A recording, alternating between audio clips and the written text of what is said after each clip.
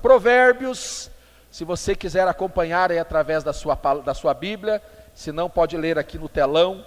Provérbios capítulo 16, versículos 1 a 9.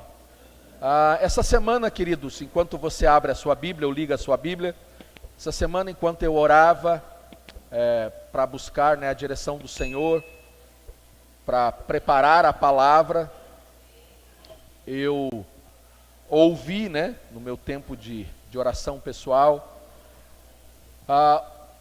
o meu desafio como seu pastor é ensiná-los. Esse é o meu desafio, esse é o meu chamado, essa é a minha responsabilidade diante de Deus. Ensinar a igreja, mediante a palavra, para que a igreja se torne aquilo que Deus deseja que ela seja. Eu também sou parte da igreja, também estou aprendendo, mas na minha função pastoral, a minha principal responsabilidade é ensinar, é instruir, para que você, nós como igreja, mas falando daqui para lá agora, permita-me tomar essa liberdade, para que você se torne cada vez mais parecido com Cristo. As mensagens de avivamento ficam por conta, às vezes, dos nossos convidados. E às vezes eu ministro palavras aqui, que às vezes até são um pouco duras, e que sinceramente, às vezes eu ministro a palavra e digo assim, poxa vida, Deus, o Senhor podia ter me dado uma palavra mais animadora, Mas eu preciso seguir aquilo que o Espírito Santo coloca no meu coração. Hoje, além de ser uma palavra de ensino, eu acredito que o Espírito Santo vai dar uma avivadinha aí no seu coração, Mas é o início de uma nova série, que tem como base o ensino, a formação do nosso caráter. Então, já se prepare para as próximas ministrações, porque a gente vai dar uma apertada no parafuso aí, A gente vai dar uma arrochadinha. Amém, irmãos? É urgente nos dias de hoje que a igreja seja preparada para os últimos dias. É urgente. Se nós acreditamos que Jesus está prestes a voltar, que não está longe o retorno de Jesus, a igreja precisa estar preparada. Provérbios 16, de 1 a 9, diz: ao homem pertencem os planos do coração, mas do Senhor vem a resposta da língua. Todos os caminhos do homem lhe parecem puros, mas o Senhor avalia o espírito. Consagre ao Senhor tudo o que você faz, e os seus planos serão bem-sucedidos. Deixe-me fazer um parêntese aqui, antes de seguir com a leitura. Ao homem pertencem os planos. Quem é que tem que planejar? O homem. Deus não vai planejar no seu lugar, irmão. Então saia daquela ideia de que Deus vai fazer todo o planejamento e só vai dizer execute. Não, planejamento é sua, minha, é nossa responsabilidade. A nós pertencem os planos, ao homem. Mas a resposta em relação àquilo que planejamos vem de quem? Ou seja, é minha responsabilidade planejar, mas a resposta vem dele. Então também é minha responsabilidade buscar a resposta nele. Ok? Você vai entender o porquê desse parênteses aqui na ministração no decorrer do desenvolvimento do compartilhar aqui. O outro versículo aqui na sequência, ele diz assim: todos os caminhos do homem lhe parecem puros. O que ele está nos ensinando aqui? Ele está dizendo que quando eu e você vamos planejar, que é a nossa responsabilidade, nós planejamos e acreditamos que aquilo é puro, é o melhor. Nós fazemos com as melhores das intenções. E acreditamos, e aqui eu estou falando para nós que somos Filhos de Deus, amém? Estou falando para filho de Deus, para homens e mulheres que têm a Deus como seu Pai, que têm a Jesus como seu Senhor, tá? Todos os caminhos do homem lhe parecem puros. Lhe parecem, o puro aqui, lá no hebraico, no original, tem a ideia de correto, adequado. Não é puro no sentido de pureza, de santidade, mas é no sentido de propósito. Não, o que eu planejei, aquilo que eu estou almejando, aquilo que eu estou buscando, é o melhor, eu acredito que é o melhor. Mas aí o texto diz, mas o Senhor avalia o Espírito. Eu já tive várias experiências pessoais, de ir para a presença de Deus com muitos planos, ótimos planos. E de compartilhar com algumas pessoas, elas falarem, cara, que ideia maravilhosa. Mas quando chegava diante de Deus, Ele que sonda, avalia o Espírito, e o Espírito dizia assim, na minha avaliação, mas é tão bom, Senhor, essa ideia é ótima, vai abençoar tanta gente. Ele diz, ok, mas eu estou dizendo não. Na minha avaliação, não. E se você está sujeitando a minha avaliação, e se eu sou o Senhor sobre a sua vida, então eu espero que você leve em consideração a minha avaliação. E aí, na sequência, o texto diz, consagre ao Senhor tudo o que você faz. E então os seus planos, quais os planos? Os planos que pertencem ao meu coração. Olha o jogo de palavras, serão bem-sucedidos. O que é que o sábio Salomão está tentando nos ensinar aqui? Você sabe, certamente você já ouviu isso, que Salomão foi considerado nas escrituras bíblicas, ele é considerado o homem mais sábio que já existiu. Um estrategista, um homem que conseguiu viver em paz num período de extrema guerra, ele conseguiu reinar em paz, enfim.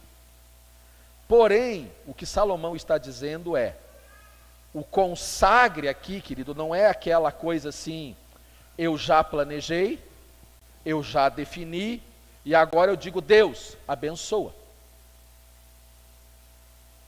Não, não é essa a ideia. Não é essa a ideia. A ideia do consagre é entregue, para ver se Ele te devolve dizendo, toca em frente. Segue. Eu avaliei, e agora eu digo, vai. O consagre envolve renúncia. E a série que eu estou iniciando hoje tem como tema sacrifício vivo. Tá? É sobre isso que a gente vai falar nas próximas ministrações. O que é um sacrifício vivo? O que é? Porque o mais comum, eu faço isso, já fiz isso muitas vezes. O mais comum é eu planejar, achar que aquela ideia é boa, e aí eu só levo para Deus, diz, ó Deus, já está tudo feito, já está tudo planejado, agora o Senhor só abençoa, tá? Porque eu estou consagrando ao Senhor. Esse é o mais comum entre nós. Então a gente vai, decide fazer isso, fazer aquilo, e depois a gente diz, Deus, agora abençoa. Deus, o que é que tem de errado em eu ter escolhido fazer essa coisa? Não prejudica ninguém, pelo contrário, vai até ajudar alguns.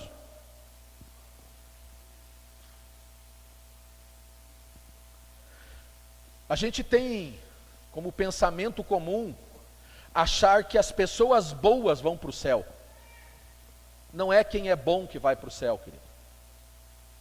Deixa eu desfazer um pouquinho do nosso castelo de areia. Bondade não leva ninguém para o céu. O que leva para o céu é arrependimento. Bondade é uma consequência na vida de alguém que se arrependeu. E vou dizer ousar dizer que é a obrigação de um arrependido praticar a bondade. Mas deixa eu dizer para você, tem gente que não vai para o céu, mas é gente boa. Mas não vai para o céu. Gente que faz o bem, mas não vai para o céu. Por quê? Porque apesar do bem que faz, ainda não se arrependeu dos seus pecados. Bondade não leva ninguém para o céu. Arrependimento, sim. E uma prática de bondade deve acompanhar a vida de alguém que é arrependido. Deve ser. Um arrependido genuíno não vai praticar o que é mal de uma maneira deliberada, de uma maneira intencional. Se pratica de maneira intencional é porque ainda tem que se converter ainda tem que se arrepender de algumas coisas. Não se converteu plenamente. Mas é comum na nossa cultura religiosa, o fulano é tão bom, ele vai para o céu, porque ele é tão bonzinho. Lembre-se de um homem que chegou diante de Jesus e disse: eu quero a vida eterna, o que eu preciso fazer? E Jesus disse: pratique isso, faça aquilo, faz aquilo outro. Ele disse: eu já faço tudo isso. Muito bem, ótimo o que você faz, mas agora eu preciso que você sacrifique o que você tem. Entregue tudo o que você tem. Dá para mim o que você tem. Entrega para mim o que você tem. Se torne meu discípulo. E pegue o que você tem e dê aos pobres. E o texto termina dizendo que aquele homem que desejava tanto a vida eterna saiu triste e cabisbaixo, porque ele tinha muitos bens e teve dificuldade em consagrar ao Senhor. Entregar, renunciar, sacrificar. Então, apesar de ser um homem bom, aquele homem não se arrependeu. E legitimamente não consagrou quem era ou o que tinha ao Senhor. E, portanto, não alcançou o que tanto desejava. Seguindo a leitura, consagra ao Senhor tudo o que você faz e os seus planos serão bem-sucedidos. O Senhor faz tudo com um propósito. Repita comigo, diga: o Senhor faz tudo com um propósito. Olha para a cara do irmão, vira aí para o irmão que está do seu lado, faz uma cara de crente de domingo à noite. Crente de domingo à noite é espiritual, querido.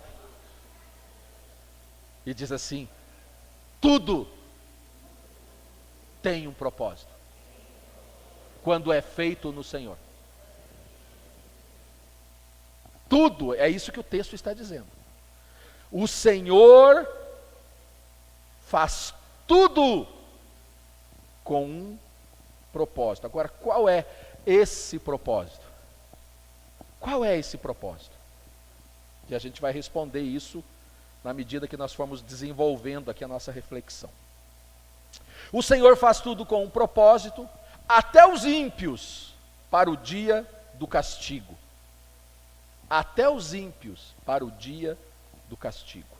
O Senhor detesta os orgulhosos de coração. Sem dúvida serão punidos. Irmão, não se incomode com aquele crente, com aquela pessoa orgulhosa, arrogante, prepotente. Não se incomode. Não se preocupe, não gaste o seu tempo com isso. Com esse.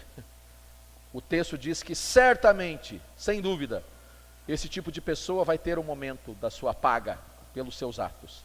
Porque às vezes a gente fica perdendo tempo, né? Poxa, Senhor, eu faço tudo certinho, e aquele nó cego.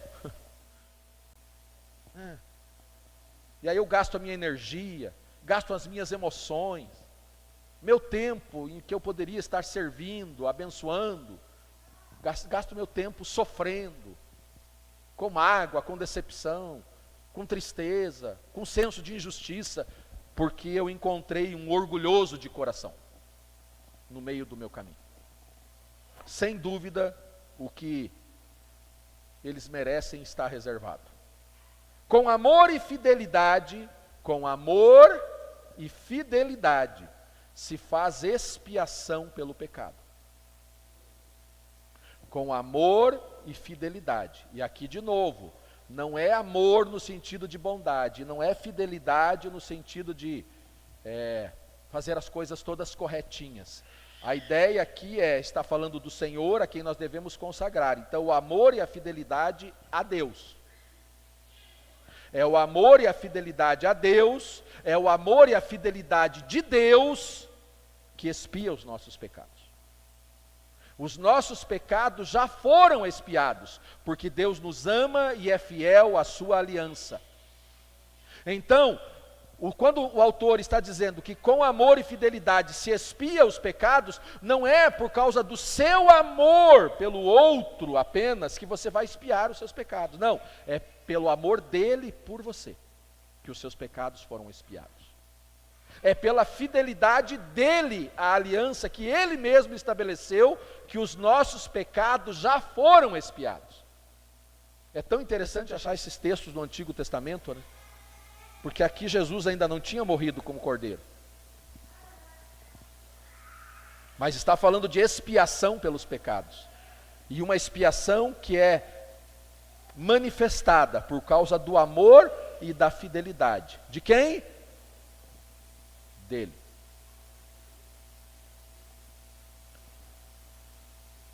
Com o temor do Senhor, o homem evita o mal. Como é que a gente evita o mal, gente? Com o temor do Senhor. É com o temor do Senhor que nós evitamos o mal. Quando os caminhos de um homem são agradáveis ao Senhor, ele faz com que até os seus inimigos vivam em paz com ele. Olha que coisa preciosa. Quando os caminhos de um homem são agradáveis ao Senhor, o Senhor faz com que até os inimigos deste homem vivam em paz com ele. É melhor ter um pouco com retidão do que muito com injustiça.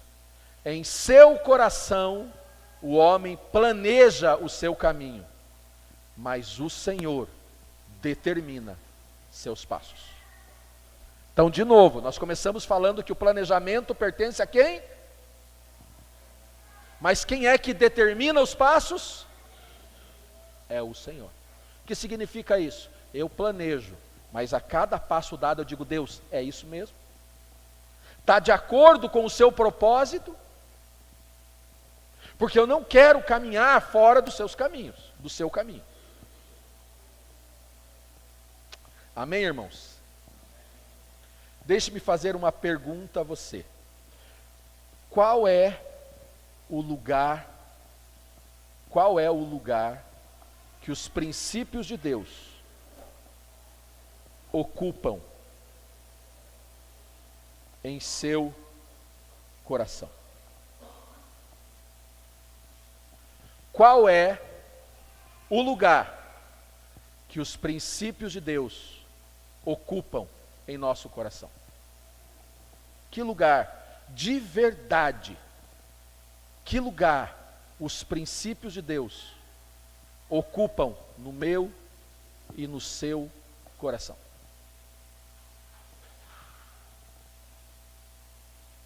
Eu disse aqui semana passada algo que eu entendi necessário repetir hoje. Uma semana abençoada não começa na segunda. Se você acha que a sua semana vai começar amanhã, você já se equivocou. Sua semana não começa amanhã. Qual é o primeiro dia da semana? Sua semana começou hoje. E nós acabamos de dizer, consagre ao Senhor tudo o que você faz.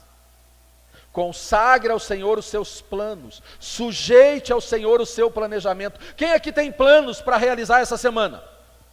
O Ed foi o primeiro a levantar a mão lá, o Ed. Eu estou cheio de plano, né? Eu sei um dos planos dele, que ele disse que essa semana ele vai me levar de novo lá no Frangão. E esse plano vem de Deus. Esse é do Senhor, esse é do Espírito. É normal, natural, deve ser, né? Eu estou aqui pensando como é que eu vou, amanhã, 8 horas da manhã, eu tenho que estar lá no Palácio do Governo. Tem uma reunião amanhã com o governador, Gastão. Chique o negócio, né? Já estou planejando. terça-feira, quarta-feira, sábado eu vou estar lá em Colombo, ministrando no conselho eu estou planejando, ministrando no conselho de pastores de Colombo, já estou organizando a semana, já perguntando para a Carla hoje o que você vai fazer tal dia, tal horário, para a gente planejar, se organizar.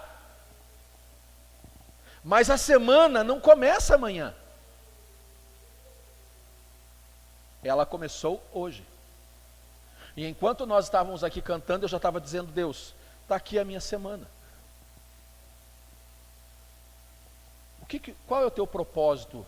Ou aonde se encaixa no teu propósito me levar amanhã para tomar um café com o governador? Aonde é que isso se encaixa? Só deixa eu dizer uma coisa para você. É complicado fazer uma oração assim.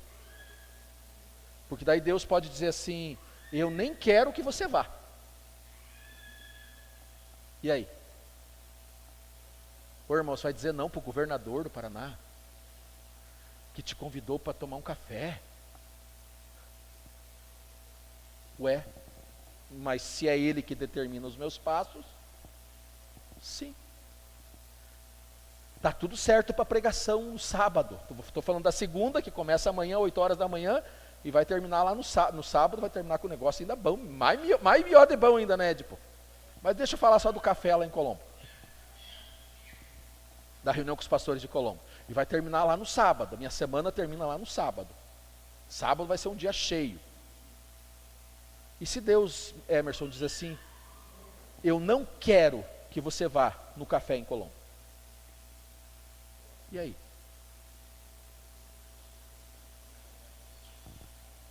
Então, querido, quando fazer uma oração dizendo: Deus, eu consagro ao Senhor, você tem que ter muita coragem. Porque pode nos colocar numas enrascadas. E aí? A questão é que tudo que foi mal estabelecido e mal começado, não tem jeito de terminar bem, querido. E como é que eu posso começar algo de maneira errada? Quando eu não consagro ao Senhor os meus planos. Quando eu não chego e digo: Senhor, eu planejei, isso aqui é o melhor, é isso, assim, assim, assado, não só eu serei beneficiado, outras pessoas serão abençoadas também, mas está aqui, Senhor, determina os meus passos. Determina, Senhor. Porque, querido, deixa eu dizer uma outra coisa que vai mexer no seu castelinho de areia. Deus usa a mim e a você para servir as pessoas, mas o nosso primeiro chamado não é servir as pessoas, é servir a Deus. O problema é que às vezes a gente inverte, e nós servimos as pessoas para tentar agradar a Deus, e dá ruim. Dá ruim, querido. Todas as vezes que eu inverti esse princípio de colocar pessoas à frente de Deus, eu me dei mal. E não foi nenhuma e nem duas, foram algumas. Mas Deus, eu estou ajudando as pessoas.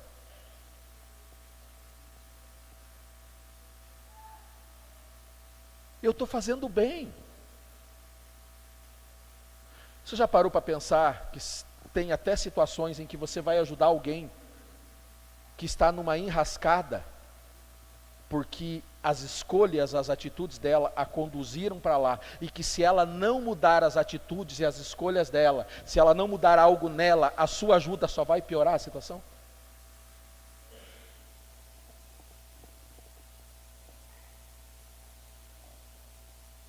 E nós fazemos muito disso. Nós temos como hábito, por causa da religião que nos foi imposta, achar que, não, a gente está fazendo o bem. Mas às vezes aquela pessoa, ela não precisa nem do meu bem, ela precisa se arrepender da vida que está vivendo. E se ela se arrepender, a sua vida será mudada. independente de eu fazer bem a ela ou não. E isso não elimina o princípio, que é um outro princípio, que diz que aquele que deve fazer o bem e não o faz, peca. Isso é uma outra coisa. É uma outra verdade da Bíblia. Tudo que foi mal estabelecido está sendo mal começado, não tem como terminar bem. E às vezes, muitas vezes, para Deus abençoar algo que foi mal começado, a estratégia que Ele usa é derrubar.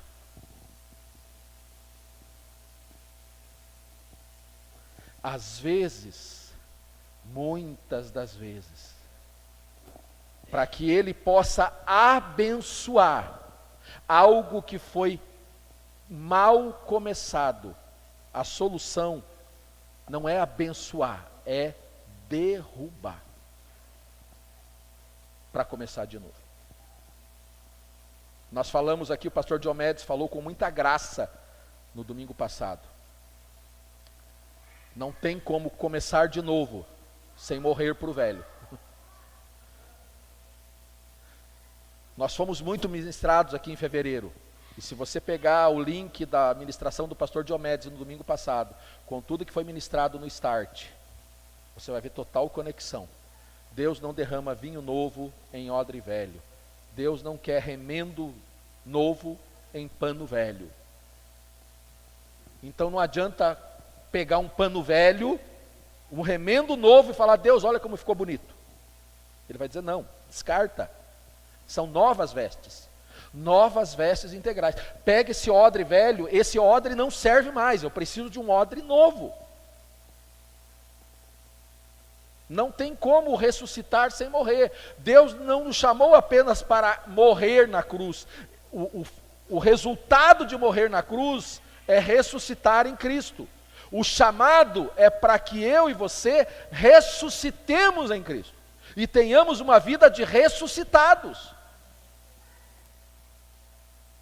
Uma nova vida, de fato. Novas criaturas, de fato. Homens, mulheres, Deus não vai abençoar, me permita, Edson, o velho Edson. Ele quer ressuscitar um novo Edson. Porque se ele abençoa o velho Edson com as suas práticas, ele não está ajudando o Edson. Então, vou usar aqui um exemplo bem simples, muito corriqueiro e de muito fácil compreensão. Há outros vários exemplos, que daí isso aqui é um pouquinho mais complexo e exige mais explicação. Então eu vou usar algo bem corriqueiro. O Edson tem um salário, vamos ver se ele vai lembrar de algumas das pregações aqui do Start. O Edson tem um salário de 10 mil reais por mês. Aprendeu. Ligeiro no espírito. Ligeiro no espírito, né? A pastora Luísa aqui falou sobre isso, né? Seja ligeiro no espírito, irmão, não deixa passar não. Mas aí ele tem 10 mil por mês de salário. Mas ele, porque não sabe administrar, está gastando 12. Ganhar bem resolve o problema dele? O que ele precisa aprender? Então ele precisa morrer para aquele cara consumista, desequilibrado, que compra sem pensar, o que para quem faz um esforço nessa área sabe que não é simples. Minha esposa que o diga. Né? Entrar numa loja, não, mas ela ressuscitou. Hoje ela consegue entrar numa loja e não comprar.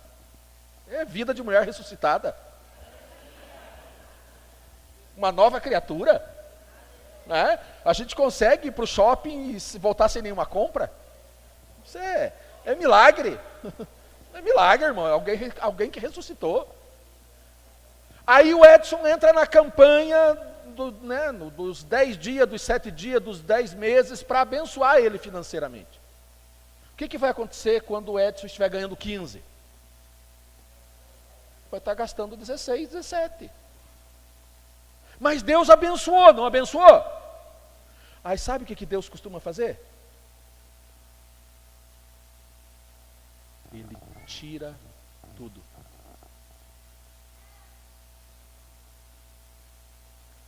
E se você for perguntar para alguns dos homens, eu conheço alguns deles, não vou citar nome, mas eu conheço homens que não tinham nada, e porque souberam administrar, cresceram de maneira extraordinária. Mas alguns deles não souberam administrar quando cresceram e voltaram para a estaca zero. E tiveram que reaprender. Esse é um exemplo simples na nossa vida financeira.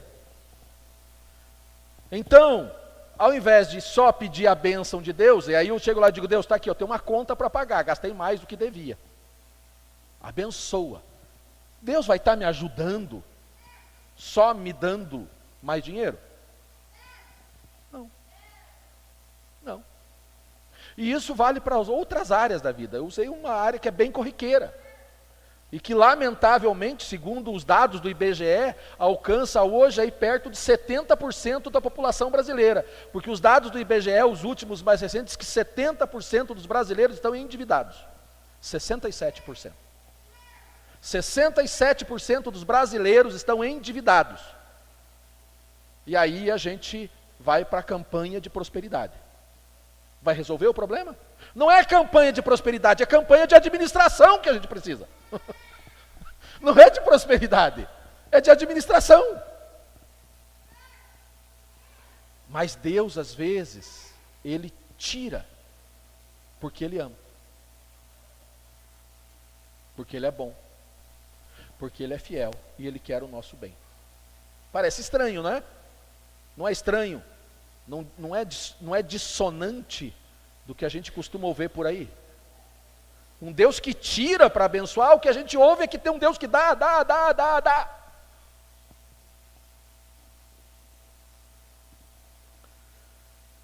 Deus não abençoa o que foi mal começado, Ele derruba.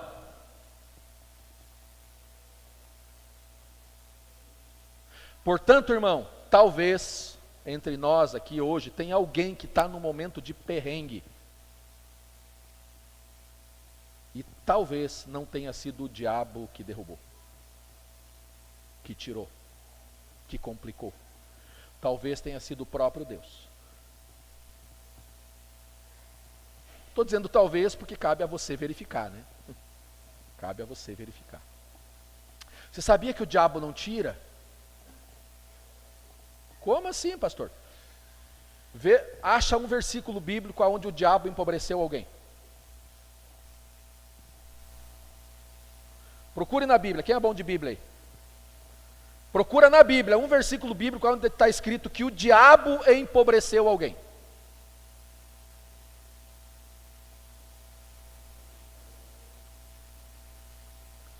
Agora você encontra uma passagem bíblica onde o diabo ofereceu riquezas para alguém. Se você, prostrado, me adorar, eu te darei todas as riquezas do mundo.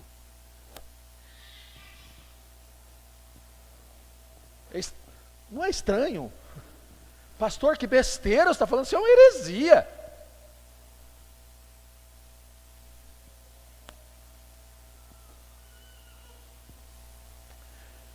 Deus manda tempestades para abalar as coisas abaláveis, a fim de que as inabaláveis se destaquem. Deus manda tempestade para abalar as coisas abaláveis, a fim de que as inabaláveis se destaquem. Ventos, chuvas, são enviadas da parte de Deus, e aquilo que foi edificado sobre a areia desmorona, mas o que estava sobre a rocha se destaca. Mateus 7. Não vou pregar sobre isso hoje, pregação futura. Mas aquilo que estava sobre a rocha se destacou. Por quê? Porque apesar dos ventos e das tempestades, das chuvas que deram contra aquela casa, ela permaneceu em pé. Mas a casa que estava sobre a areia Quem mandou o vento?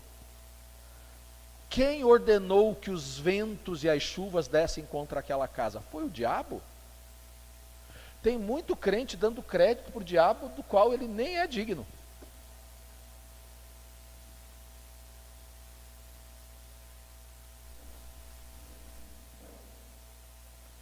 Quem faz abalar os céus e a terra?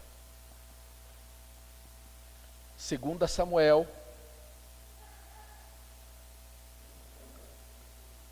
22:8, Hebreus 12:25, respondem-nos essa pergunta: quem faz abalar os céus e a terra? 2 Samuel 22:8, e você vai encontrar isso também num dos salmos, diz assim: a terra abalou-se e tremeu, os alicerces dos céus estremeceram, tremeram, porque ele estava irado. Porque Deus se manifestou. E aqui não foi uma manifestação, nesse contexto, boa. Foi porque ele estava irado. Depois você lê o contexto e você vai entender porque é que Deus se irou. Hebreus 12:25. Cuidado! Não rejeitem aquele que fala. Se os que recusaram a ouvir aquele que os advertia na terra não escaparam, quanto mais nós, se nos desviarmos daquele que nos adverte nos céus?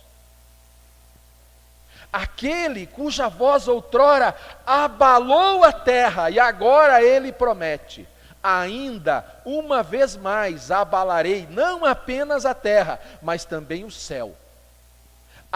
As palavras ainda uma vez indicam a remoção do que pode ser abalado, isso é, coisas criadas, de forma que permaneça o que não se pode ser abalado. Portanto, já que estamos recebendo um reino inabalável, sejamos agradecidos e assim adoremos a Deus de modo aceitável, com reverência e temor.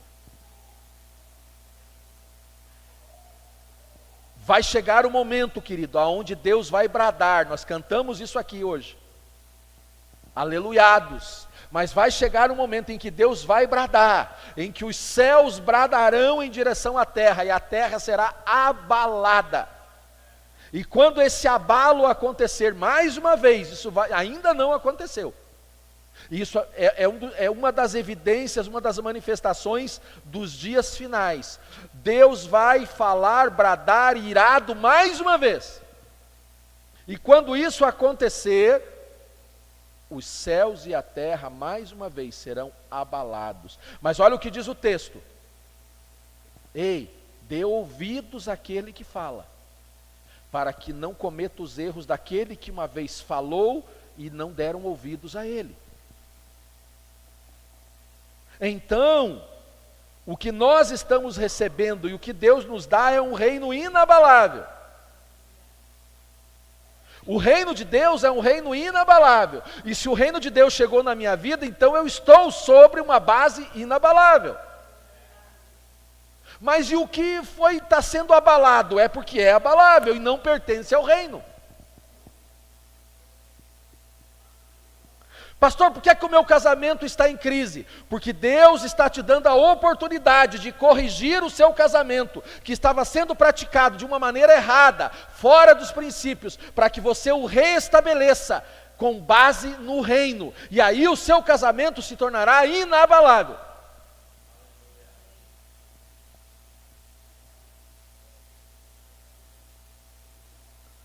Falei das finanças, casamento. E isso vale para outras áreas da vida. Por que é que os meus negócios não vão bem?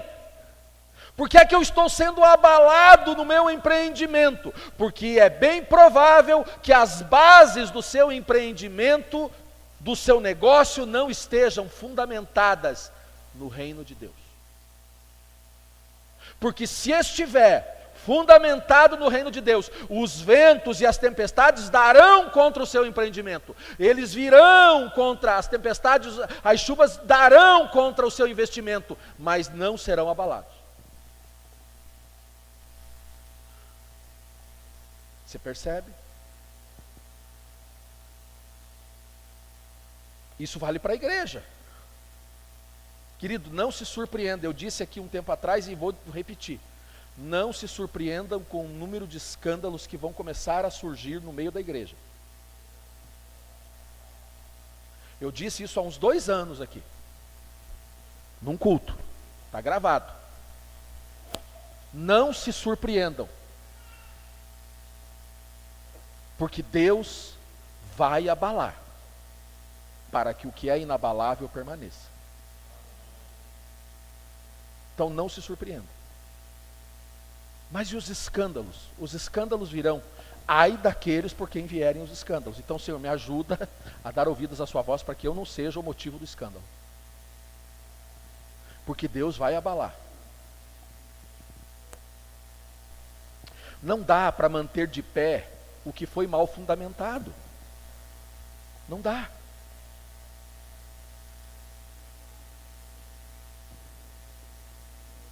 Só que aquilo que nele estiver fundamentado jamais será destruído. Jamais será destruído. Aquilo que nele estiver fundamentado jamais será destruído. A sua vida, o seu casamento, a sua família, o seu negócio, o seu empreendimento, o seu planejamento, se nele estiver fundamentado, jamais será destruído e você será bem-sucedido. Não porque você é bom de planejamento, mas porque você consagrou a ele, entregou a ele. Não porque você é bom marido, não porque você é boa esposa, porque nós não somos. Deixa eu dizer uma coisa para você, vou usar o meu exemplo. Nosso casamento está indo para, já passou dos 33. Porque nós somos bons? Pensa numa mulher ruim.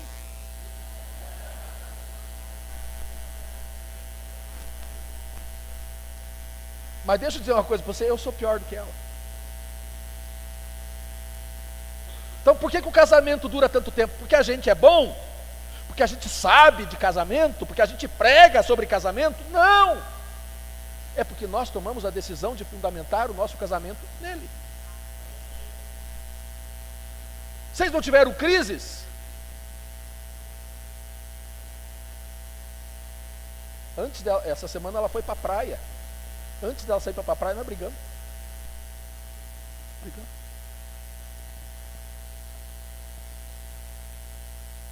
Não tem crise? Claro que tem. Mas um casamento fundamentado. Aí o que você faz? Vamos acertar logo esse negócio. Para que ficar? Tudo o que nele estiver fundamentado jamais será destruído. Jamais.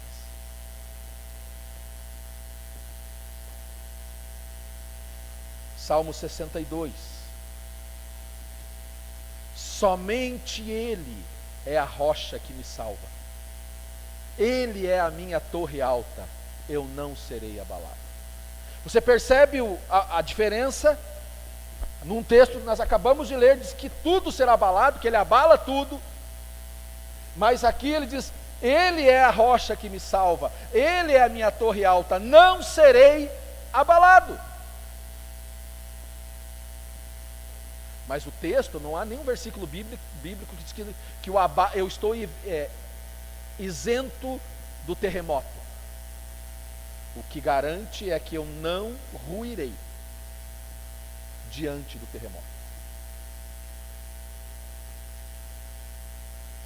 O Salmo 18:7, não está aqui no telão, mas depois você pode anotar e ler, diz assim, Salmo 18:7, a terra tremeu, agitou-se, e os fundamentos dos montes se abalaram, estremeceram porque ele se irou. É a mesma passagem de 2 Samuel 22. O Salmo 125 diz, os que confiam no Senhor são como os montes de Sião que não se pode abalar. permanecem para sempre. Como os montes cercam Jerusalém, assim o Senhor protege o seu povo, desde agora e para sempre. Quem aqui é povo de Deus?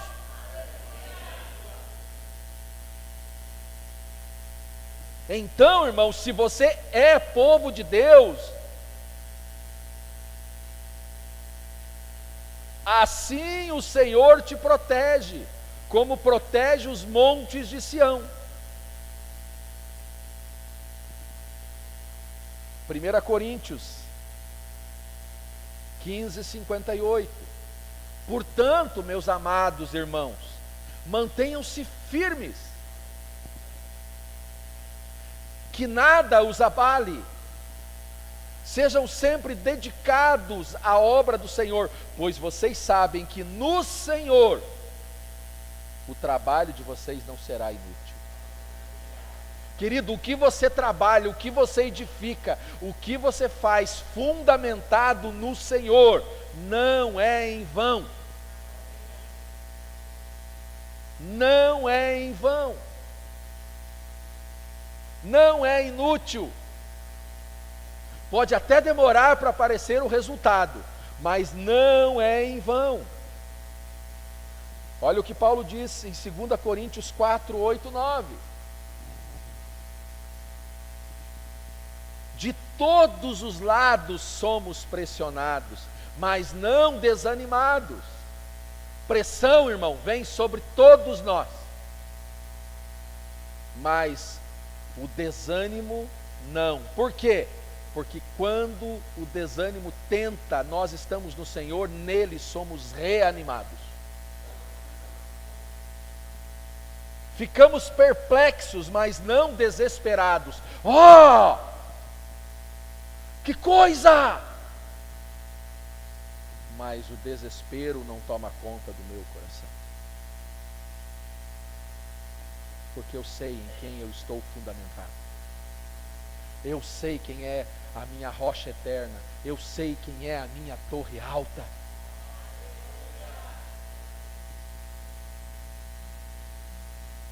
Somos perseguidos, mas não abandonados. Se levantaram contra mim, me traíram, me caluniaram, mentiram, me enganaram, me traíram.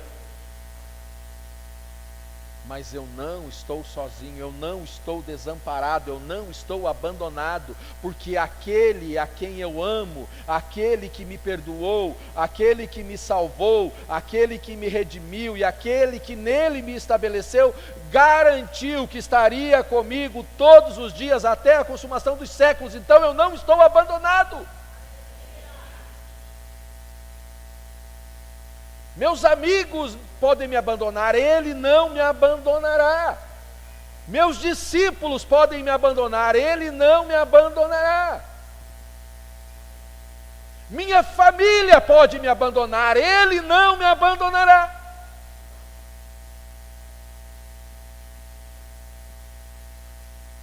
Abatidos. E às vezes acontecem coisas que a gente abate, não é verdade, irmão? Mas não destruídos. Não destruídos.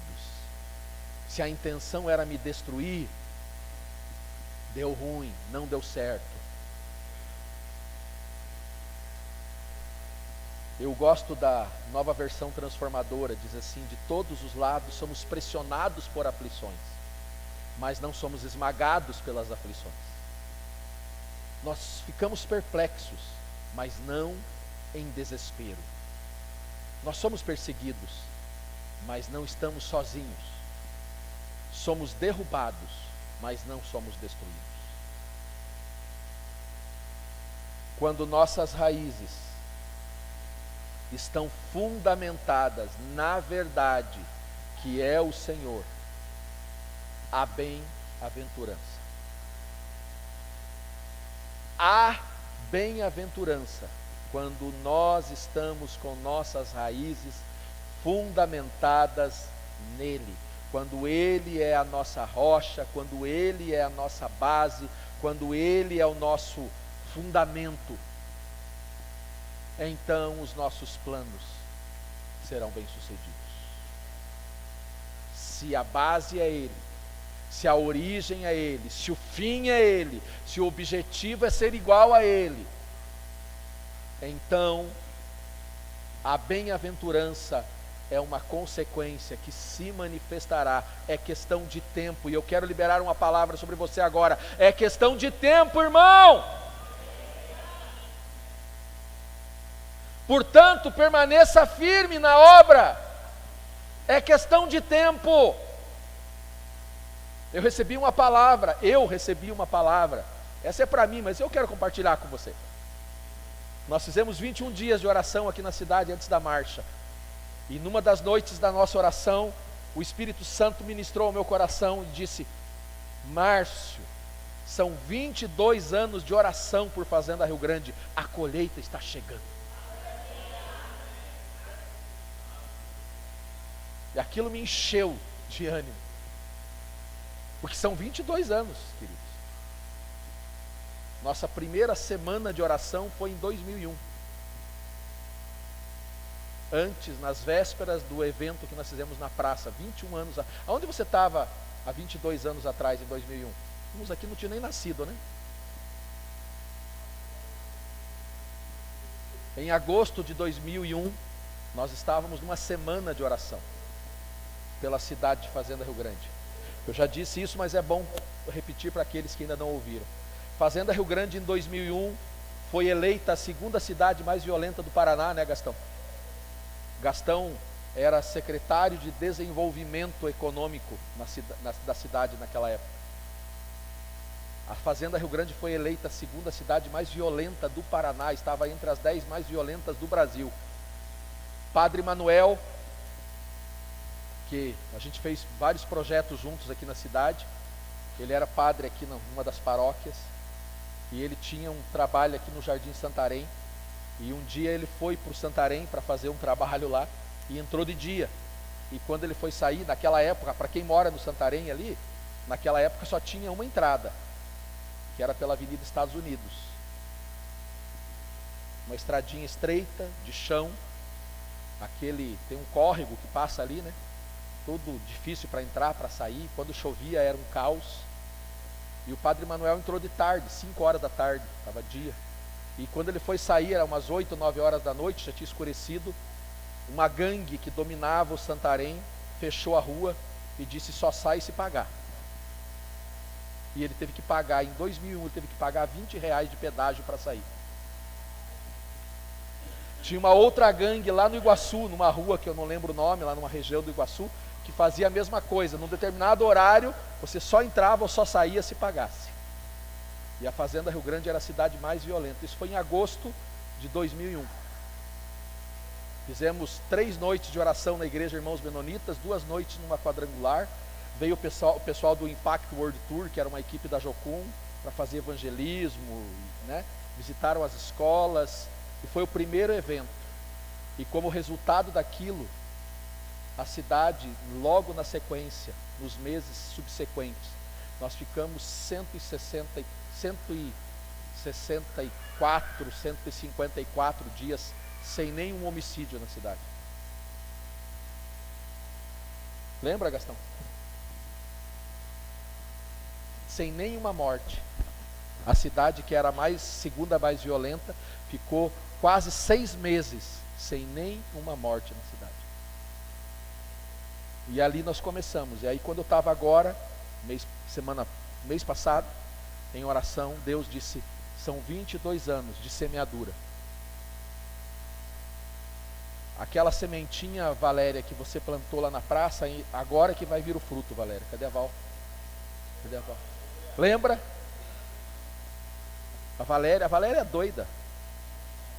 Valéria é chapada. Valéria não regula bem das ideias. A Valéria falou assim: eu vou lá na praça. Pegou uma semente e foi lá plantar na praça. Coentro e mel. Não seria mais uma cidade amarga. E aí hoje, 22 anos depois, você veio de uma outra região do país para morar aqui. Tem muita coisa para melhorar ainda, mas deixa eu te dizer, tem uma igreja que orou para que você pudesse vir aqui e aqui realizar o seu sonho de ter a sua casa, o seu trabalho. Vou falar uma coisa bem baixinha aqui, estão gravando, depois pode vazar, é um perigo isso. Sinceramente, você acha que a cidade melhorou por causa dos políticos?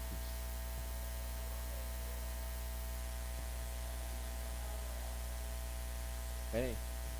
Cá, só entre eu e você. Foram os políticos que estão deixando. É o político que melhorou a cidade? Queridos, tem uma igreja orando.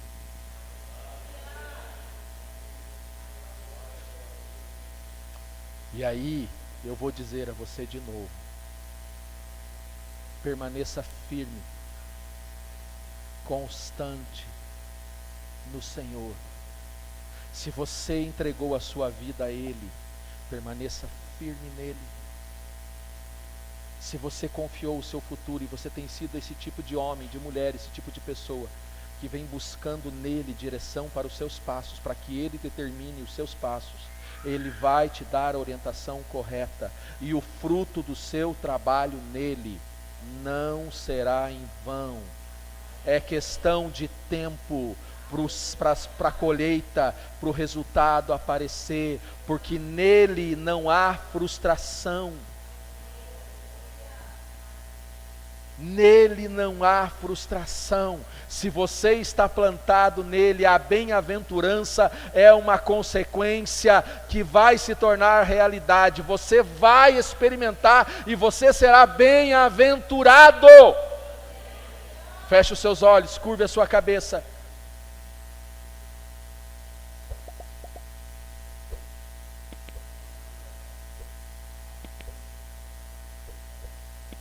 Querido,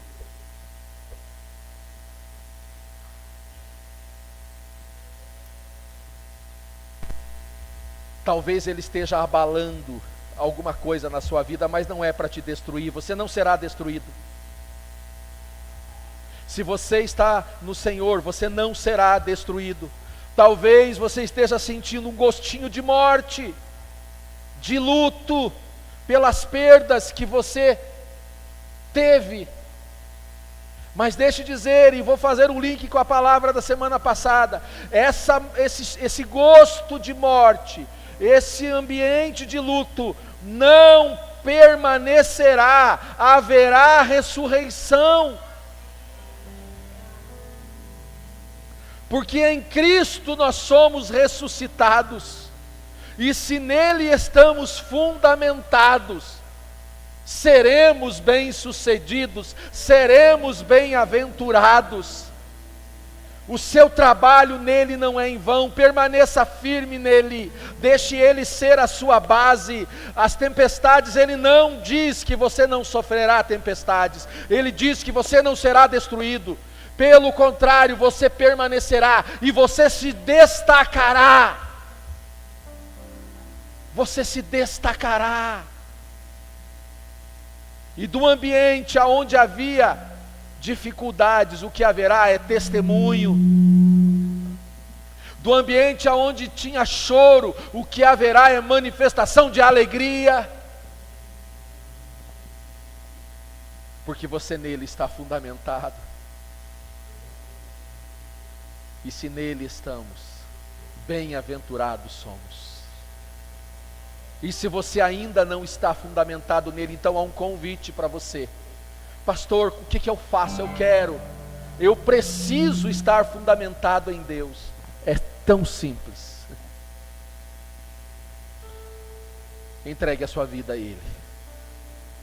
Faça dele a sua base.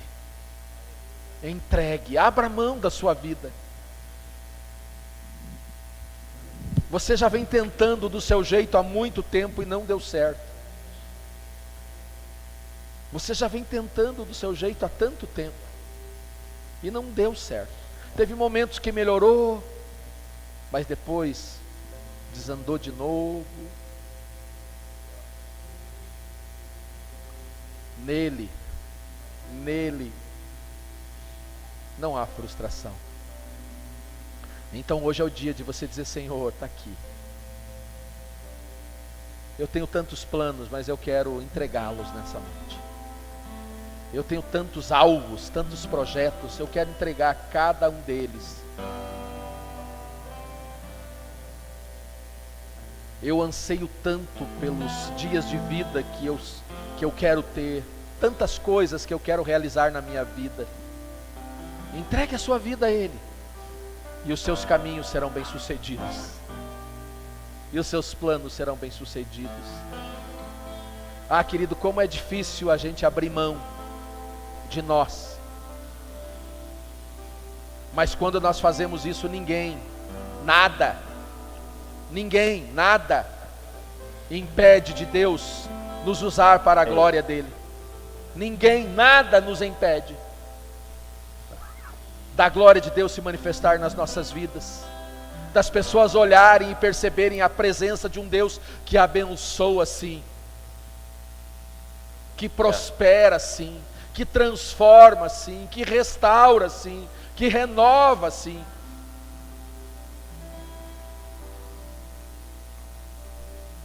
Então, se você ainda não fez essa entrega, hoje é a noite que o Senhor dê ouvidos àquele que fala, não ao pastor, não ao pregador, ao Espírito. Dê ouvidos ao Espírito, aquilo que Ele está falando ao seu coração. E acredite, você que já entregou, você que já consagrou, você que já fez essa entrega nos seus dias passados, creia, permaneça firme. Para você a palavra é: permaneça firme. Porque o que você está edificando nele não é inútil, não é em vão, e os frutos aparecerão, os resultados surgirão, porque a sua vida é uma vida ressuscitada.